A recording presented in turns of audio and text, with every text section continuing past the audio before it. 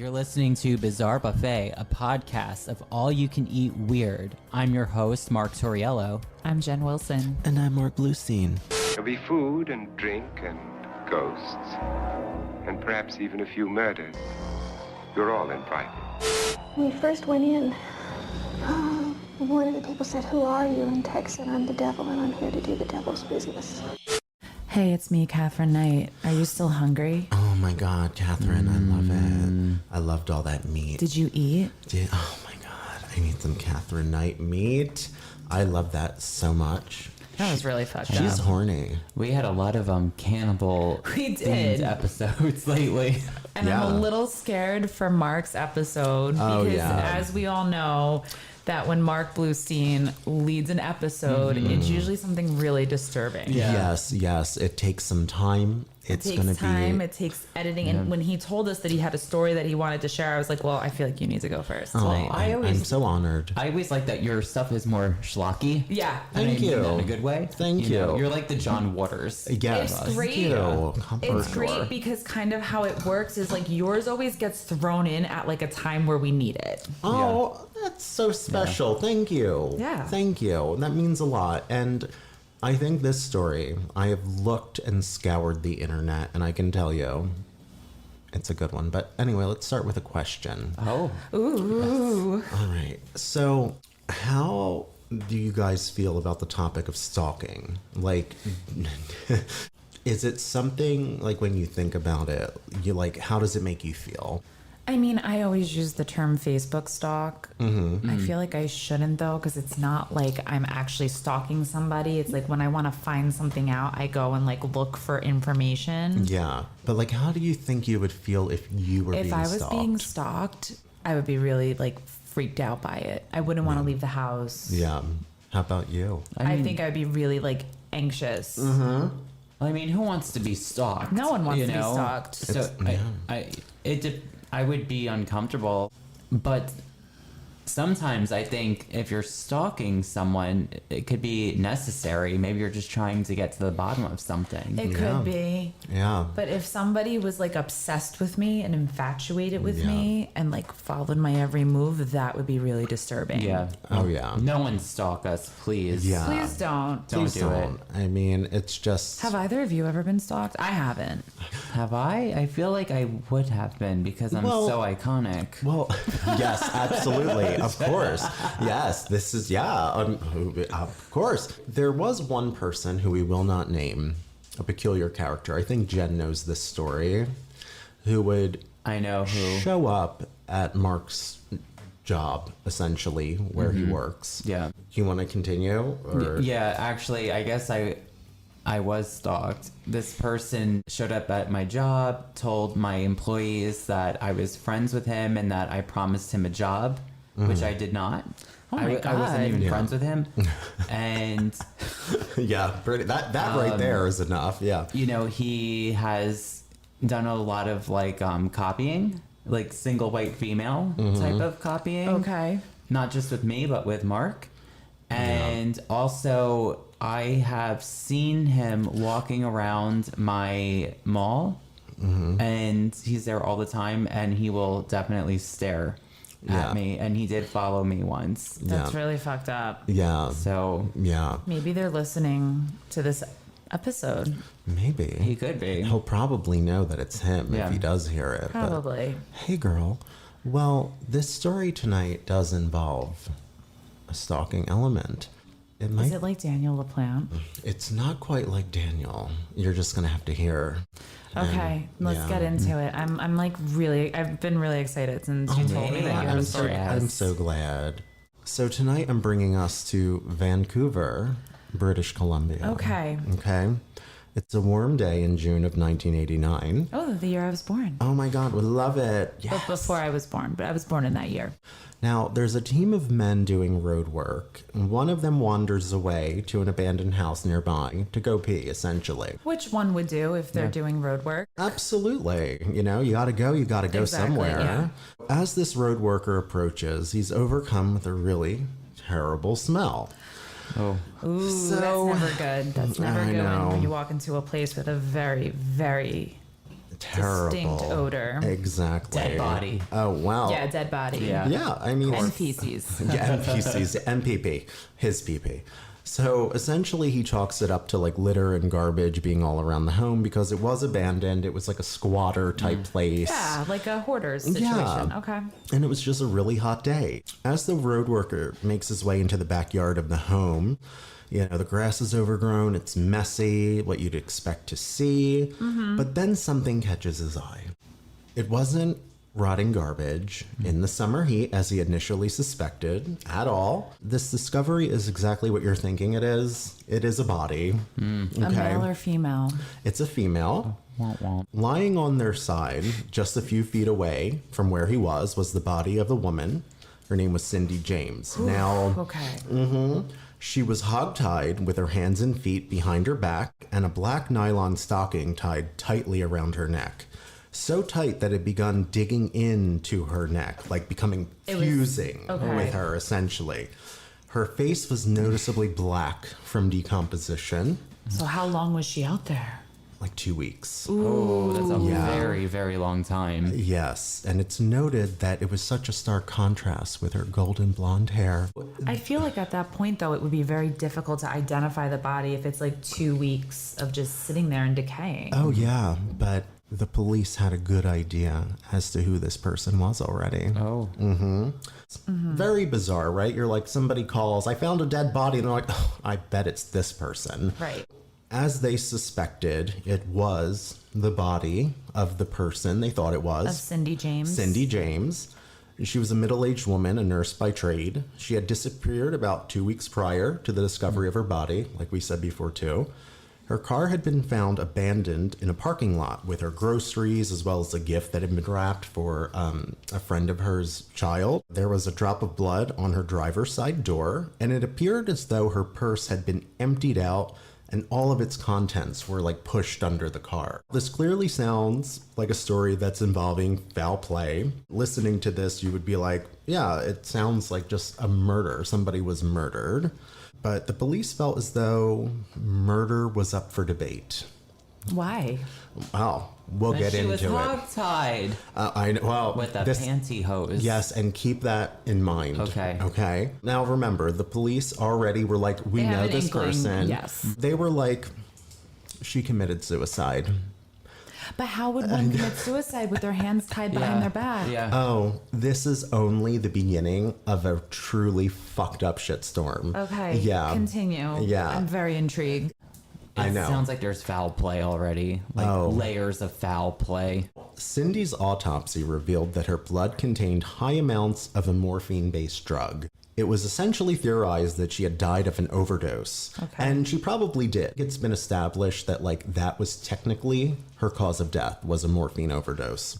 Now, the coroner lists her death as an unknown event. I mean, is that not just insane? That's insane. like you an should have something listed at at least like a murder yeah. or suicide. Like unknown overdose. event. Is that that's fucking crazy? I'm going to inform you that this wasn't the first time that Cindy was found like this. Only this time She was dead. She was dead. Cindy had been found hogtied. Yeah. I don't. How many Cindy. times? I think about 2 or 3 other times. So she was found hogtied. I'm not laughing because it's funny. insane. It's just Yeah. insane. Yeah. Yeah, and Rest in peace, Cindy. I know it sounds very confusing, and it's going to make more sense later, I promise. For obvious reasons, you can imagine how this conclusion that Cindy committed suicide didn't go over very well with the local community. People were really fucking pissed, and I get it. Somebody's hogtied and dead in a yard of abandoned home. How unknown of an event could this have been? Right. In order to make any sense of this, in air quotes, we have to go back approximately 7 years before Cindy's death. Before we do, I just want to give a quick backstory about Cindy that is just going to help connect the story. Sure. It's just, Let's go down this rabbit hole, Cindy James. Oh my God. She was born in 1944, spent the first year of her life in Ontario before moving to Vancouver with her family. Her father was an army doctor. He moved his family to Vancouver in hopes of furthering his medical career. Wasn't successful. 1949 rolls around. He rejoined the military, her father. Essentially, this meant they'd be moving all over the place. She was uprooted constantly as a child. She never formed relationships. Her parents actually discouraged her from making relationships with children because they didn't want her to become essentially attached to children that she would then have to leave. There came a point in 1962, her father requested to go overseas for his work, and Cindy wasn't about it. She stayed in Canada, and she was 18 years old.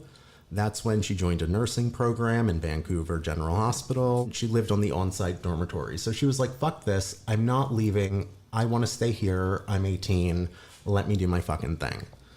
As any 18-year-old would do. Exactly. So now we're going to talk about a mystery fiance that comes into the picture. Okay. Oh boy, she's got a lot of secrets. Oh, yeah. Lots of mystery. Yeah, that's Woman why. of mystery. Absolutely. There's so much here. At one point, Cindy had sent a detailed letter to her parents about how her fiance committed suicide. Now, a terrible experience, if, that's a thing. Right. Terrible, awful. But, the only thing that struck them as odd was that Cindy never mentioned a love interest, yet alone that she was engaged. Well, even her brother Doug, who would visit Cindy in Canada, admitted that he had never seen or heard about this fiancé during any of his visits with his sister. We're going to jump to 1965. Okay. Cindy meets a man named Roy Makepeace, a psychiatrist whom she had worked with at her job. Now, Roy was married at the time, but that didn't stop his pursuit of Cindy. He was Scandal. like this young, beautiful woman. His last name was Makepeace. Yeah. Make peace. Yeah. And that's going to be questioned later, Make too. whoopee. But That doesn't sound like a real last name. I it know, it doesn't. really doesn't. Cindy and Roy became an item quite quickly. Roy divorced his wife in 1966 and married Cindy in December of that year. So they moved quick. Yeah. It was said that the couple kept their relationship a secret from Cindy's parents, who were living in France. Why? Wow, good question. Keeping their relationship a secret seemed like it was validated because Cindy sent her parents a letter to finally inform them that she was now married. To Roy Make Peace. Yes, exactly. The response from her parents was not good. They were very, very unhappy about her marrying this man, to the extent that her mother sent a letter back, and Cindy chose to read this letter to her now husband, Roy. The letter essentially spoke about her mother thinking that Roy was taking advantage of Cindy because there was a big age gap. She was 18, he was 39. Hot. Yeah, exactly. Which is a big age Mention that. gap for that. Yeah. It was soon discovered that Cindy was the one who wrote this scathing letter, as if it was written By the mother? by the mother. Oh shit. And so... a little weird. Yeah, and... Does Cindy actually not have parents and she's just pretending? Well, she did have parents, but she chose to do this odd thing Okay. for some Okay. reason. Roy, her husband, now husband, Makepeace. Mr. Makepeace, he found the behavior to be incredibly odd, but essentially wrote it off as drama, just creating drama for drama's sake, I guess, whatever that means. We're gonna skip ahead a little bit because now that you have this information, we can go back to the point of the true 7 years before she died. Okay. In 1982, Cindy and Roy divorced, and they were married for 16 years. So they were married for a while. Did they have children together? I don't believe so. Okay. Yeah, I'm pretty sure it was just them. And it seems as though the driving force behind them splitting up was essentially over the fact that Roy was physically abusive, which is fucked up. But Roy actually admitted to slapping Cindy twice out of frustration. However, he absolutely denied the level of abuse that Cindy was accusing him of. So, that in itself is kind of odd because you're admitting to something, but one would think you just wouldn't admit anything. What's the level of abuse that she was kind of making it out to be? I think very physical, very aggressive is from what I've gathered. Okay. Yeah. Cindy's divorced. She gets her own place. And it was the first time in her life that she ever lived alone. So it was like a really big deal for a variety of reasons.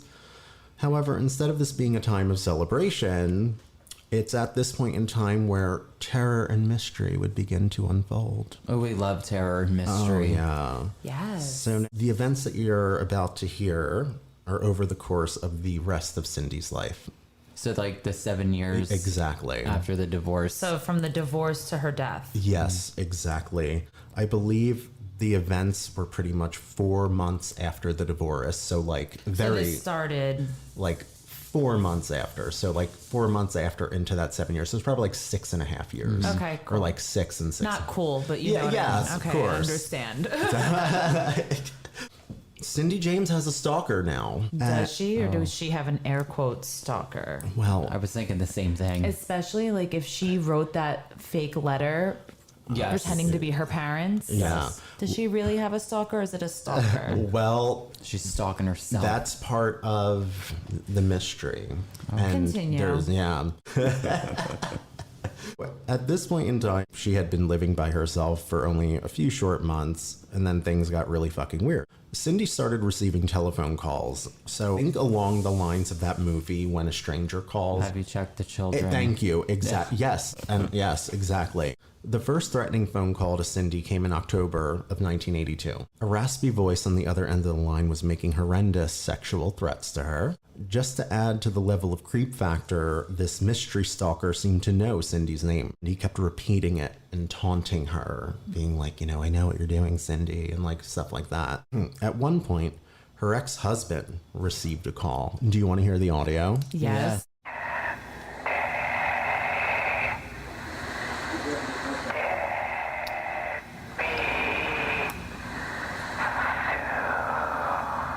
How fucking creepy. Oh God. Was he saying Cindy dead meat? Soon. Yeah. Yeah. Cindy dead meat soon. How fucking insane is that? That is very, very off-putting. Yes. That is really That's like scary. actually really like disturbing. I feel really like disturbed by I it. know. Well, So, just side note, a few years ago, I had this stint of reoccurring nightmares, and it was the same thing over and over again. I would hear this screaming that was like blood curdling. The first time I had, I heard it from my cell phone, and then the second time I heard it from under floorboards, and that sounds like the voice. the voice that was in my nightmares. Well, let me just tell you. Yeah, no, it's. Can I just tell you, honestly, the other night I had an edible and I was doing research on this. I've been so fucking creeped out. Yeah. Like, genuinely. And I kept hearing, I'm like, first of all, I don't know what the fuck's really happening here at the same time. Yeah. And I'm like, this is disturbing. Yeah. It is fucking It like is. Hollywood movie, Yeah. like worse than that. What I Frightening. find, I'm sure we'll get to the bottom of this as the episode Yeah. progresses, but the one thing that I noticed was Tell me. it sounded like there was like a lot going on in the background. Yeah. Yeah. Like music. I felt like it was actually like from a horror movie. It felt like he Yeah. had like a score behind Yeah. it or some weird shit. Yeah, there was like an undercurrent of something noise in the back this of like it. distorted drone like Yeah, definitely. That was an example of like the calls that Cindy was getting. And the I don't know. ex-husband The got ex-husband, it too. yeah. Makepeace got it. Exactly. Now, there was like an occasion where Cindy felt as though she was being watched. And I think we've all experienced that where Oh, you just for feel like, sure. you're like, why are like eyes? Or, you know. Always. You can always feel when eyes are on you. Exactly. So she had that moment. Now, she proceeds to close her window curtains or drapes, whatever you want to call them, blinds. And following that, the phone rings again. And this time the voice said, "Don't think pulling the drapes means I don't know you're in there." so he saw. Yeah. And this was the 80s. Yes. So I'm like that was obviously before cell phones. So the person had to have been really close. Yeah. And I'm Like- thinking like maybe they're calling from across the street or a payphone. Yeah. Something. I Or mean, an old fashioned car phone that's like, yeah. Yeah. a cinder block. Yeah. I mean, the fact that they called her seconds later to be like, Don't think that I. yeah, exactly. Yeah. Don't think I Can't didn't see see you. it. Yeah. So now at this point, Cindy is like, get the police involved. We're going to do this. So it's safe to say that she was truly frightened now, which who wouldn't be? But 5 days after the calls started coming in, specifically on October 12th, 1982, is when Cindy gets the police over and she starts telling them everything about what's been going on. Upon arrival, nothing is noted as being out of place around Cindy's property. Regardless of there being no physical evidence or damage, the police encouraged her to keep a diary of incidents that occurred. They also encouraged her to get a new/unlisted telephone number, and it seemed like a good idea in theory, but let's not forget the stalker who seemed to already know where she lived. Right. You know? Cindy takes the advice from the police, gets a new phone number. She changed the color of her car. She did a lot of things over the course of this whole endeavor. Well, changing the color of her car is pointless because if it's the same brand, Exactly. or if he knows where she lives, Right. Yeah. it's going to be the same car in the driveway. Yeah, absolutely. So she was scammed on that one. I know, I agree. Sorry, girl. No, it's okay. But, she took the advice. It didn't really seem to matter because the calls became more frequent and more aggressive. wow. Yeah. Let's talk about the first home invasion. There's a home invasion? Oh, honey, there's everything in this. my God. All right. Oh, yeah. Okay. So we're skipping 3 days ahead now from the police coming and all that. It's the 15th of October. Cindy and her friend Agnes arrive at Cindy's house after having dinner. Cindy's front door is open. There's also a broken window.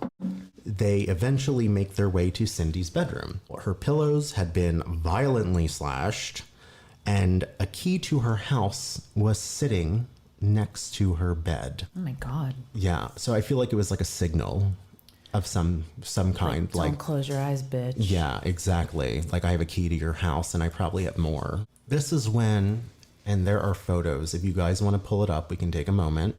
Look up Cindy James murder notes. Oh, shit.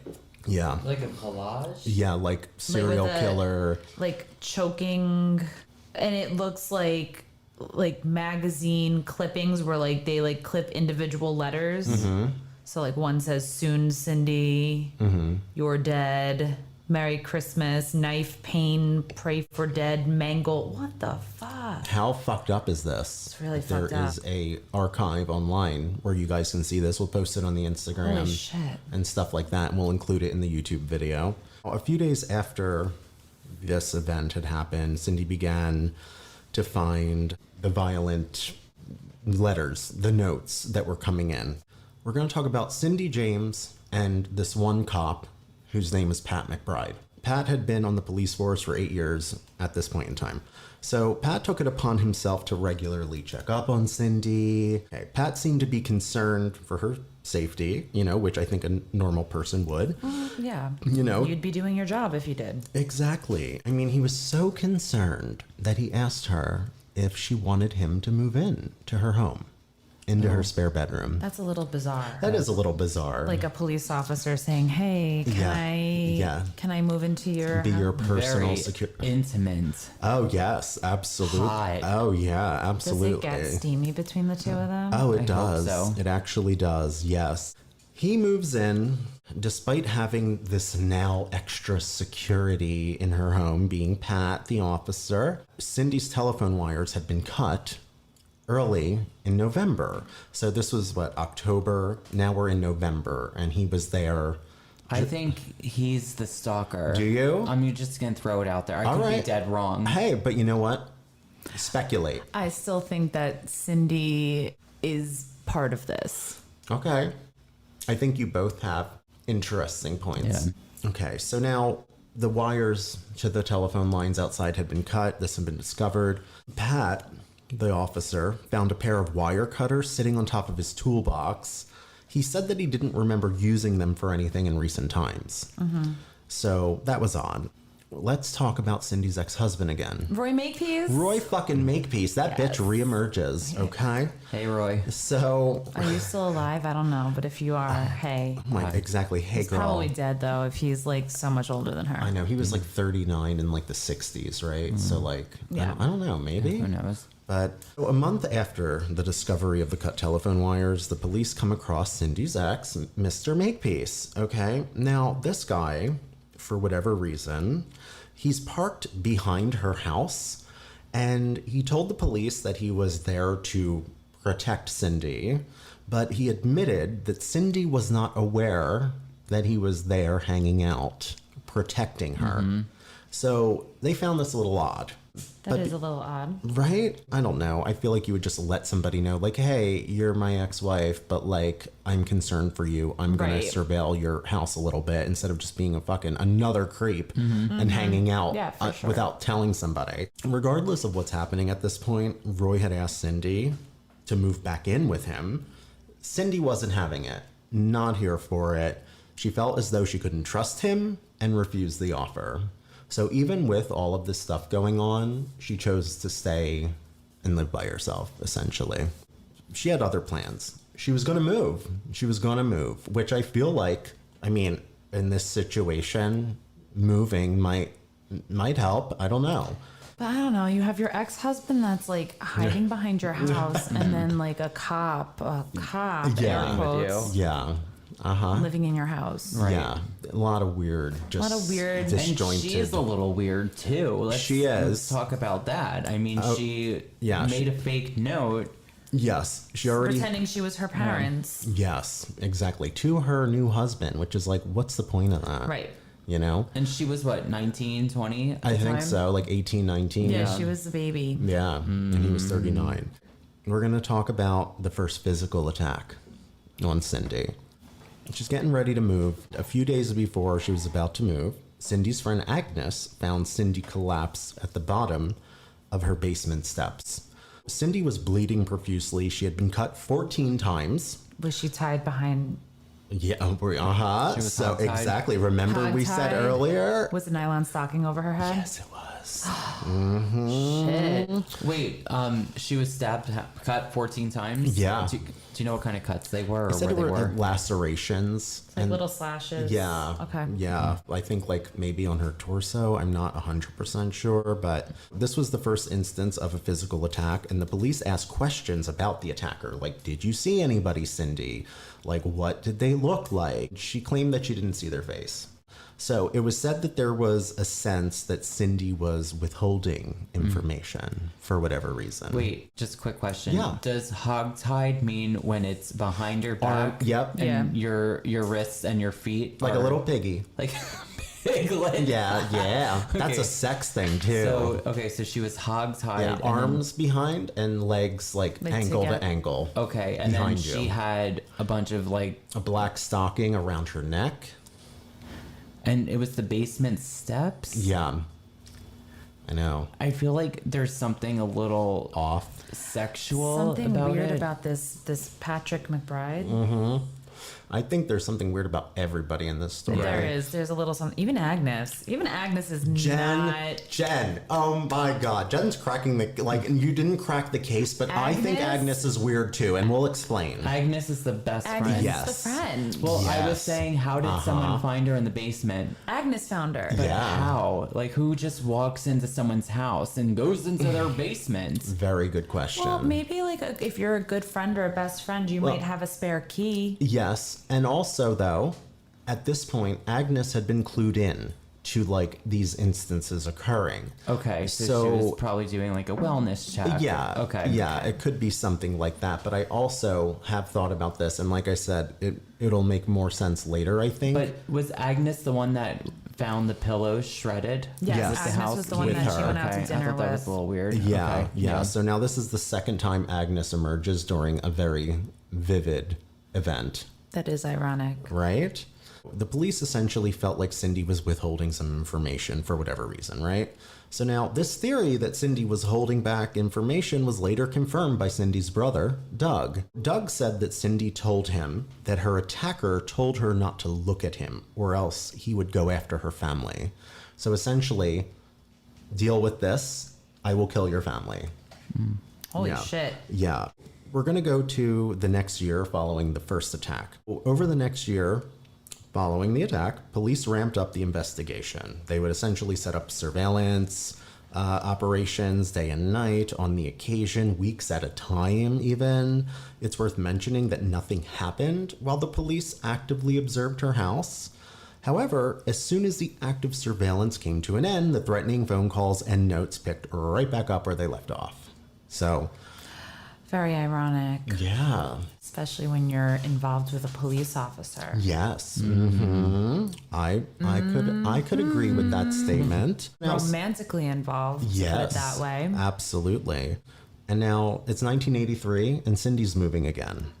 So this is her second time moving because of a stalker Yeah, or situation? even third maybe, because there was the first, and then didn't she move again? Or no? No, this is her gonna second time. Yes, you are correct. Sorry. So either way, she decides she's moving again. The new house is smaller, but closer to her job. So, whatever. Who knows? Maybe this will be great.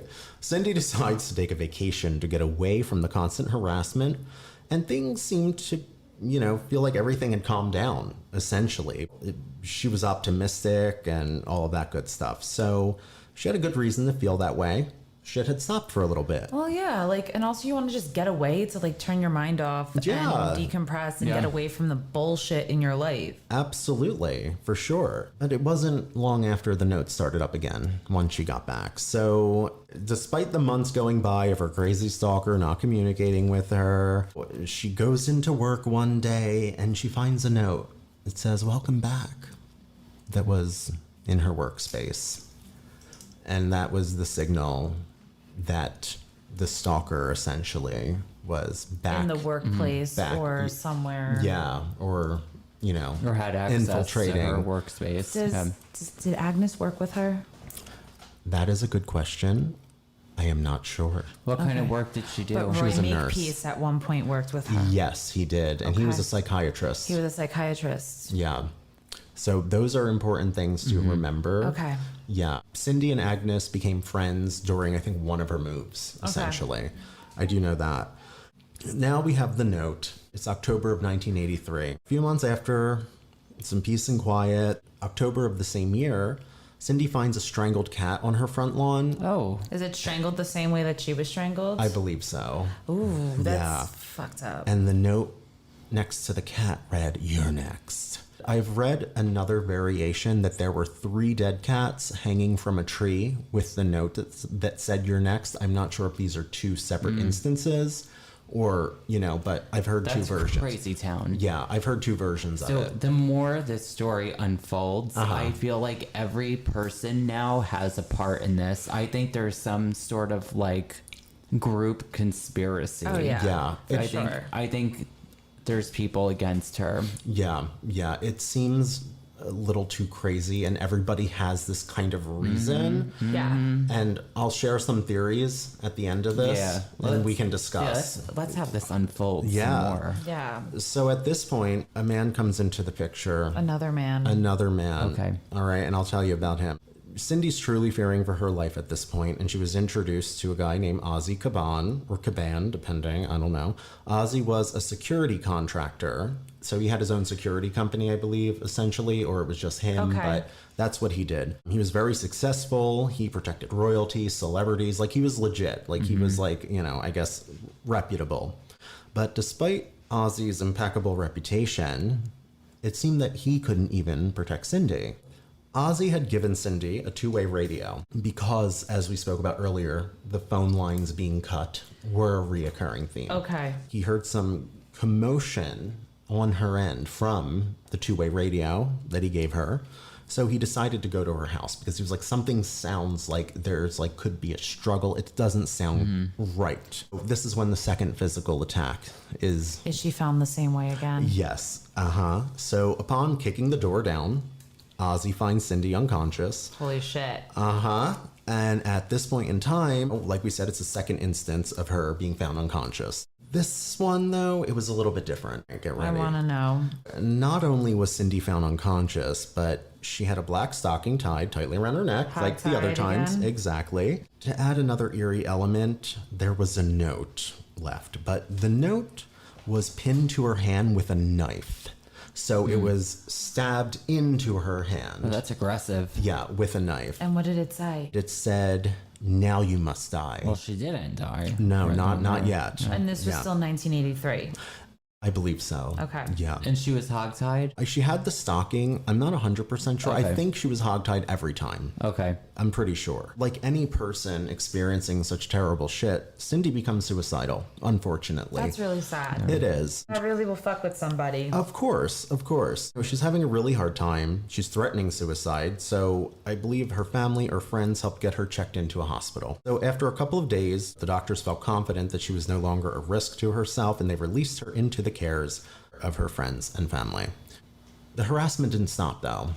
Was it happening while she was in the hospital? I don't think it was. It seemed as though when she was like removed in some capacity, it wasn't happening. Cindy decides to move again, and another effort to escape the insanity. In doing so, things seem to turn for the worse. Oh no. Yeah. Cindy is found again, another attack. Jesus Christ. So Yeah, this is 1985. Is this the third one now? Or is this the fourth one? This is the third time she's been found. This is the third one she's been found Yeah. unconscious. Yeah. Okay. Yeah. It's December of 1985. Cindy is found dazed and disoriented in a ditch. She was more than 6 miles from her house. They said that she was nearing hypothermia, wearing almost no clothing. I'm guessing it was really cold. Well, it's also Vancouver, British Columbia, Exactly. Canada. Yeah, exactly. More weird elements, though. She had a large men's work boot on only one foot, number one, a rubber glove, I believe on only one hand, and again, the stocking around her throat. Oh my God. Yeah. How much can one person take? Yeah, but know. I feel like this stuff is so specific. It is. Which I think is really, really bizarre. It's like something that you would see like out of the show Dexter. Yes, yeah, very much so. Very TV, like, yeah. Aside from these other odd objects like the men's work boot and the gloves and all that, she was bruised and beaten, black eye, abrasions, as well as a bizarre needle mark on the inside of her elbow. So now there's a needle mark. Was something injected into her? Was she drugged? Well, it seems like it's a possibility, but we don't know from whom still. like a syringe. Okay. Exactly. Once again, Cindy claimed to have no recollection of anything that occurred to her. She just, woke up. It is mentioned in some places that she saw the sneakers, like white sneakers, but very like minimal, detail from what she claimed to have witnessed.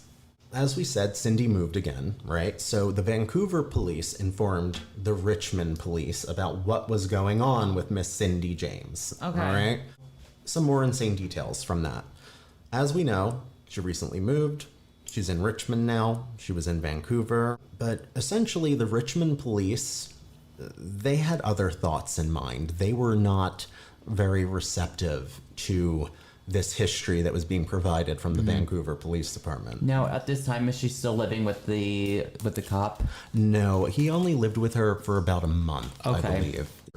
I don't know. I'm sorry, but if I was in her position, I probably would go into witness protection. Yeah, something. I mean, it's so insane that like if this is happening, what do you do? Like, Yeah. I don't Yeah. know. Like, I don't know. The Richmond police essentially weren't having it, and they thought that Cindy was fabricating the assaults.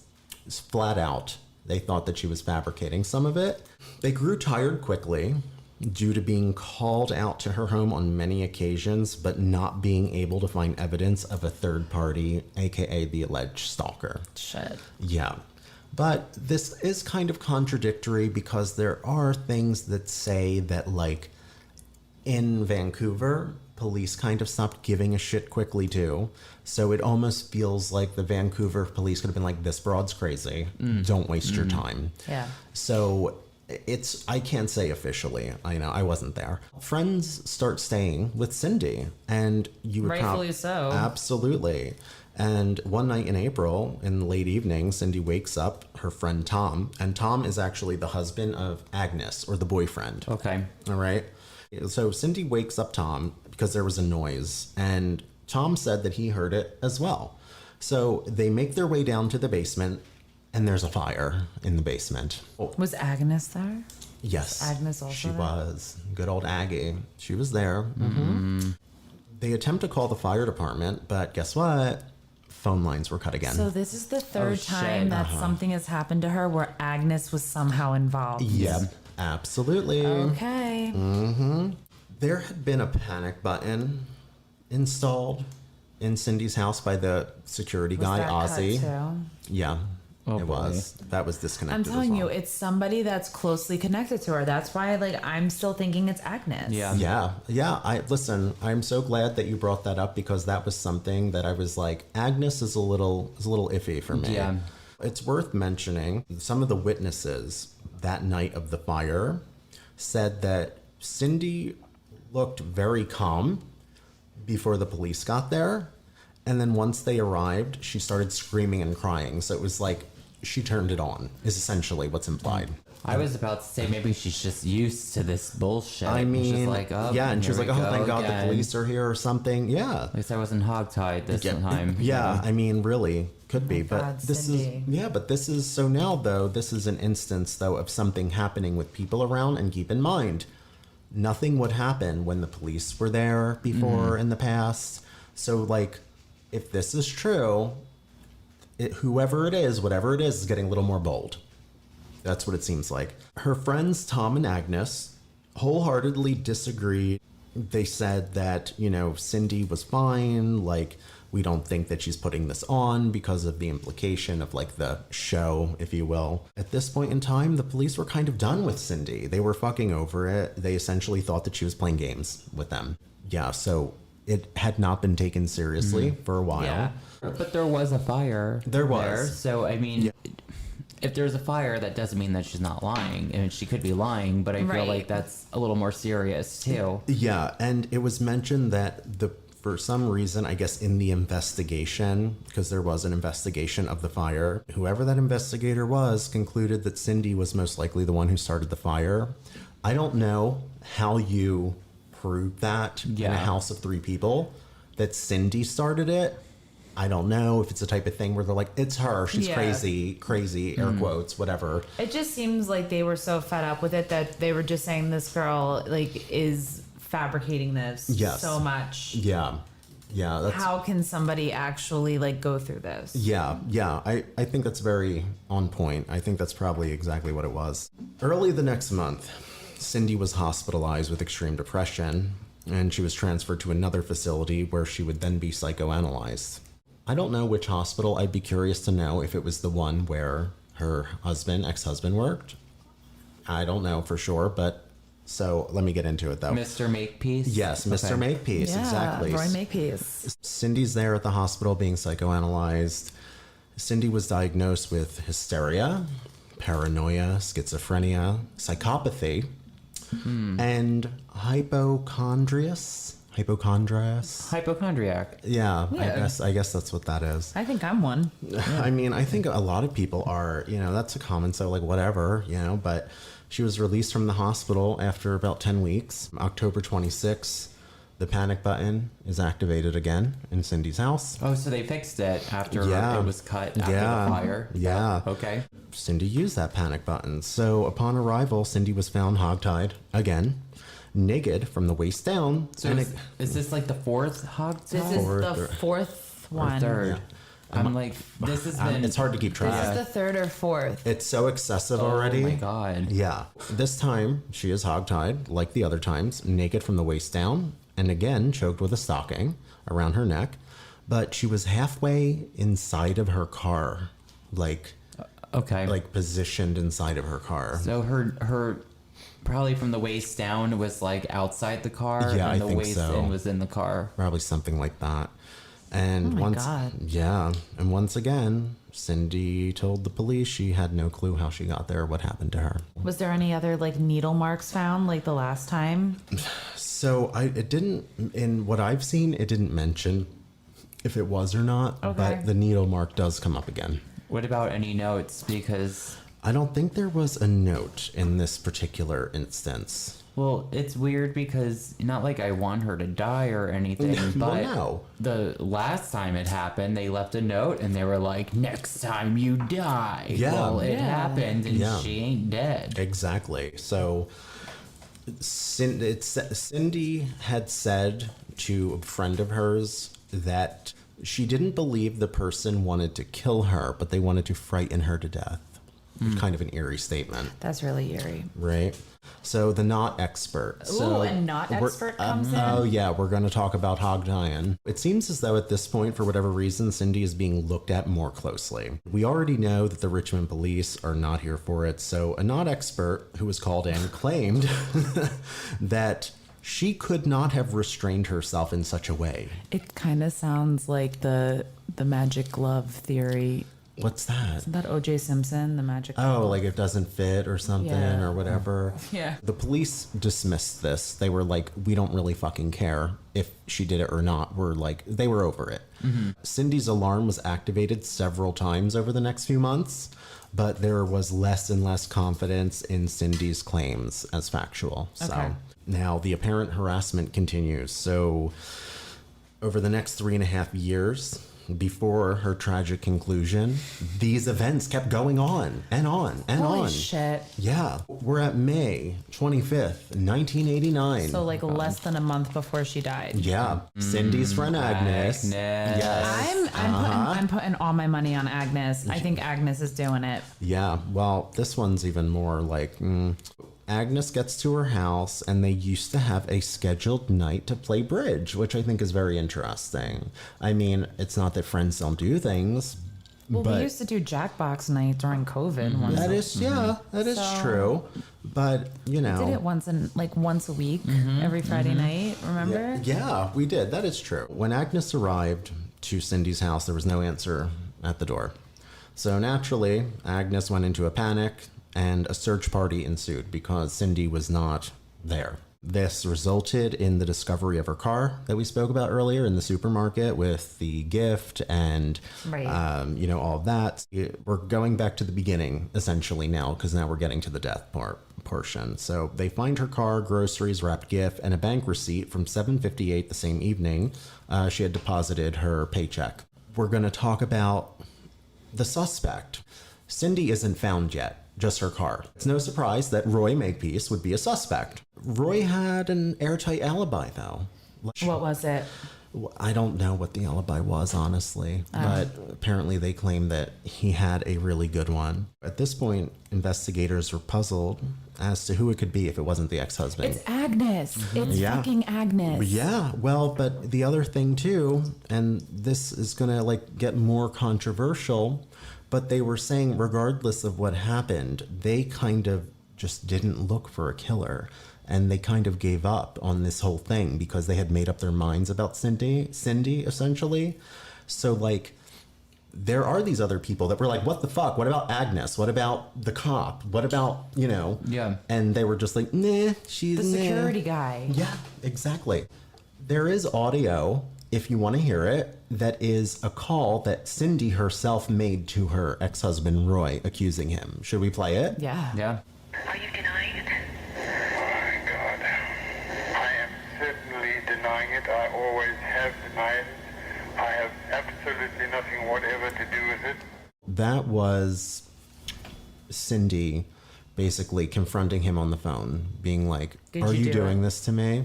He also has an accent. Notice that. Well, dead meat you have to one. think when you're in Canada too, there's a lot of French-speaking Yeah. citizens. And compared, his voice to the one of the stalker. Sounded so different. Yeah, right? 2 weeks after her car was found, her body was found. Right. Experts start changing opinions. We're going to uncover more bizarre details. The not expert said that she couldn't have done it herself, but for some reason they changed the opinion. They actually demonstrated the technique for the police to show just how easy it could have been for Cindy to tie these knots herself.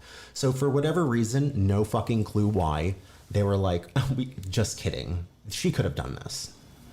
It just gets more and more weird. I mean, I'm sure a circus performer can do it, or an acrobat, macrame The Great Houdini could have person. done it. Yeah, Yeah. but that's Yeah, I don't know why this doesn't make much sense to me, but the investigator said that it was unlikely that she would have ingested it involuntarily.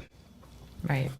Cindy's coroner report, once again, unknown event is what it was listed as, her death. They believe it was a suicide, or that's what they're saying. There was a lack of evidence. Their belief in the case being a suicide is essentially on the foundation of never finding any evidence suggesting there was a third party. So that's pretty much what they went off of. But then there's also the controversy of there being... They say that the cops just fucking stopped caring and looking for evidence even. We're nearing the end, so I'm going to add some more strange facts. Okay. And then we can do some, like, of our talk and theory. Sure. Yeah. All right. So, Cindy apparently had a hypnosis session in 1984. Okay. Okay. Cool. Yeah. And Cindy recalled a story about her ex-husband, Roy, murdering 2 people on a boating trip.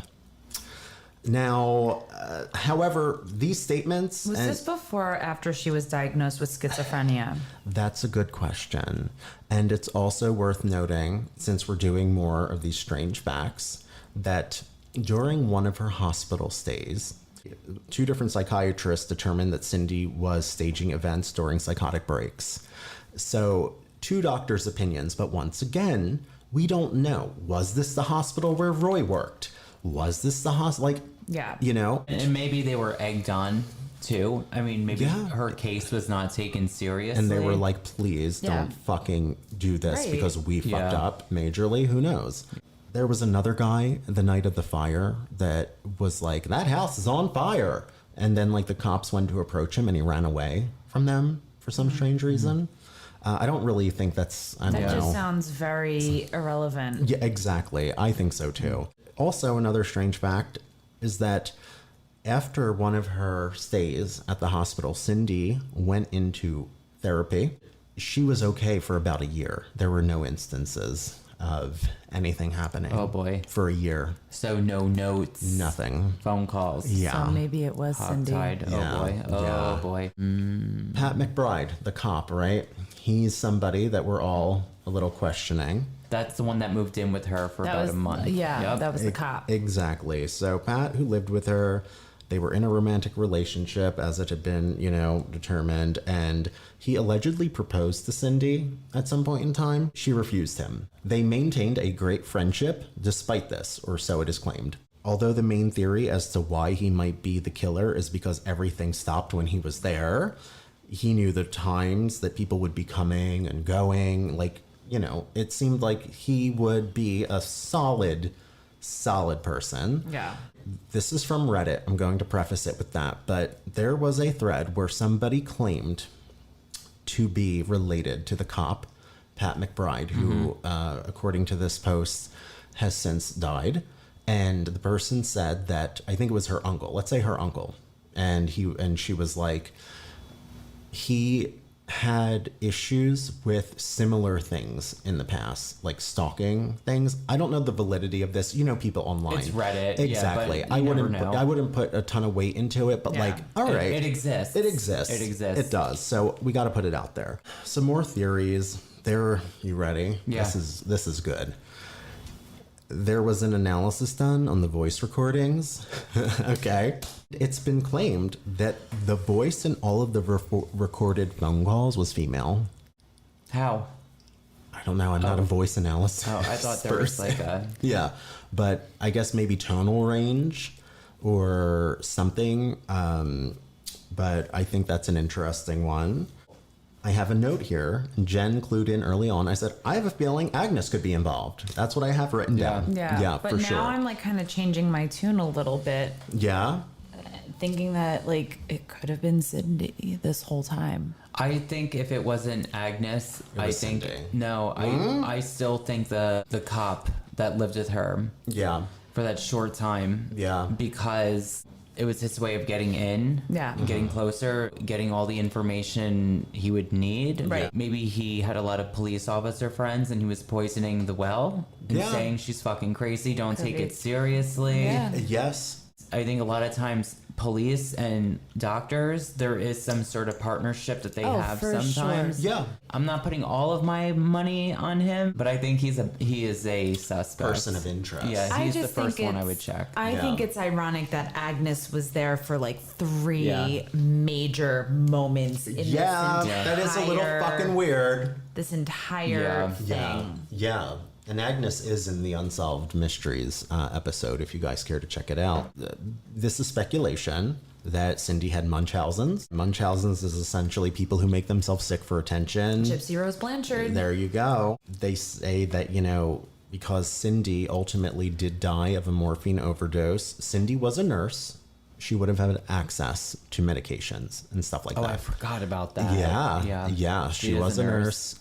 So she would have known how to administer injections, and somehow, some way, every single time, Cindy did not die. But there's also a red flag. The fact that, like, if we go back, that after her and Roy got married, she forged a letter that was supposed to be written by her parents, but it was really her. Yeah, and I think saying that she disapproved of the marriage. Yeah, absolutely. I wonder why she did that, because they didn't get divorced until like 16 years after that. Yeah. I'm slowly starting to change my tune and think that, like, Cindy did this all and she was the mastermind behind it for attention. I think it's in the realm of possibility. That's part of what makes this such a bizarre story, is that till this day, nobody knows. Cindy James died for unknown reasons. Oh, there's no conclusion? No, there is not. Oh, that's so unfair. I know. There is nothing. You took us on this over 1 hour long journey for no conclusion, Mark. Yes. Man, there's nothing.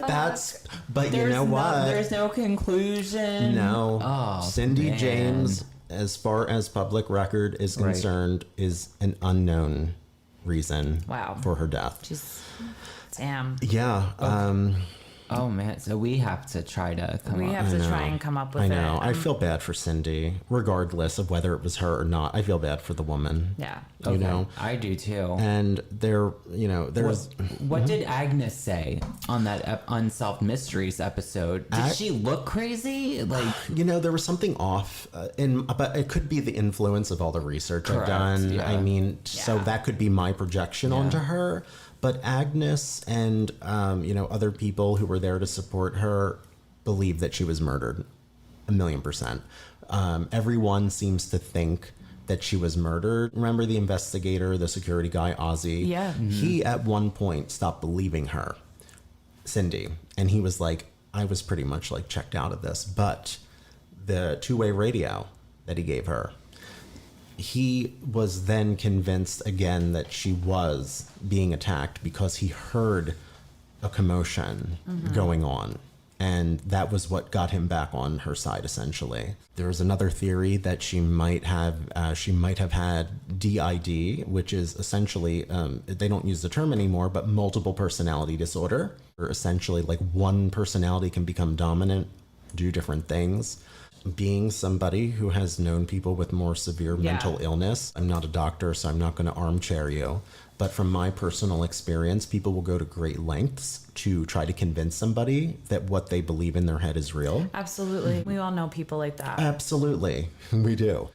She was diagnosed, but once again, then there's the element of, like, were these people in cahoots? Was there, like, there's just really no good definitive answer. Yeah.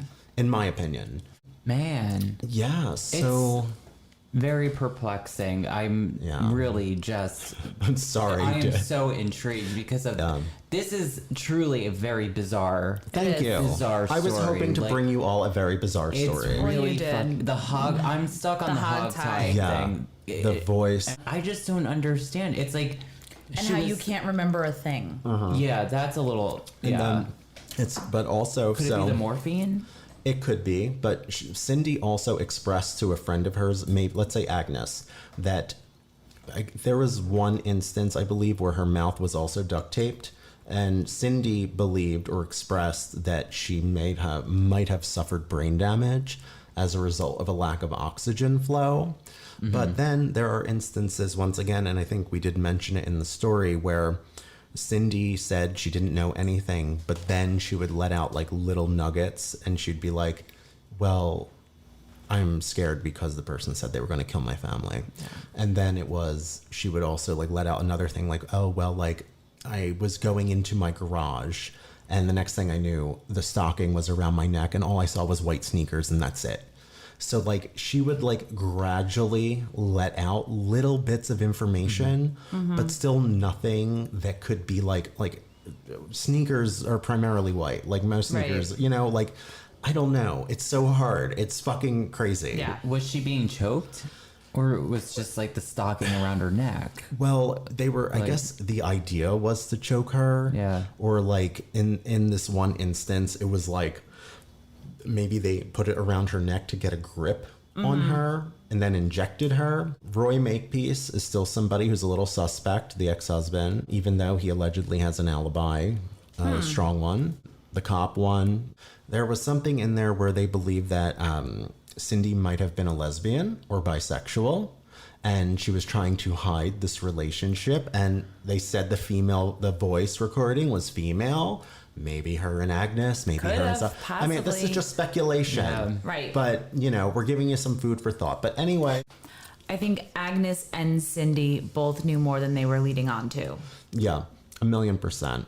I hope you guys enjoyed this. Yeah, I really did. And I'm sorry that Cindy James is still unknown causes, and it'll probably never officially be solved. Is there a sex fetish out there where you stalk someone? There has to be. I'm sure there is. I think- Like gang stalking, sex fetish? I'm sure that stalking itself is kind of like murdering, where like these people get a sexual release. I'm sure there is an element of that. Sorry, I know we're trying to end this episode, I but know. just because I'm thinking of the episode that you did where people pay to get kidnapped. Oh yeah, I was kidnapped episode. Yes, Yeah. love it. That episode was so fun. And I'm just wondering if maybe it's one of Like those that situations. thrill, like a thrill-seeking type of Yeah. experience. Yeah. Yeah. Shit. I know. And I can't confirm this, but I feel like I was trying to find the article or the thing that I read this on. But now, once again, all right, don't take this as fact. I'm not claiming it to be. But I felt like I saw somewhere that like somebody at some point in time said that one of the calls came from within Cindy's house. So that, I don't know. I can't speak to the validity. Yeah, it's just that. but That's just it's something the out irony there behind that it. I Yeah. feel like was mentioned somewhere. I can't reference where Right. I saw this though.